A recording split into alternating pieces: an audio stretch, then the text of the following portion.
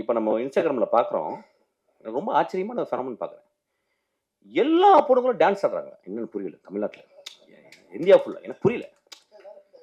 எனக்கு என்ன என்ன எல்லாருமே விழுன்றாங்க. அப்புறம் என்னமோ செக்ஸியாக முதல்லாம் கட்டிக்கிறாங்க. எனக்கு புரியவே இல்லை. இதோட அடிக்ஷன் உலகத்தில் இருக்க முடியும்? எனக்கு புரியல. ஒரு அழகான பெண், என் மகள் அவ, யாரோ ஒருத்தி அழகு லட்சணமா இருக்கா.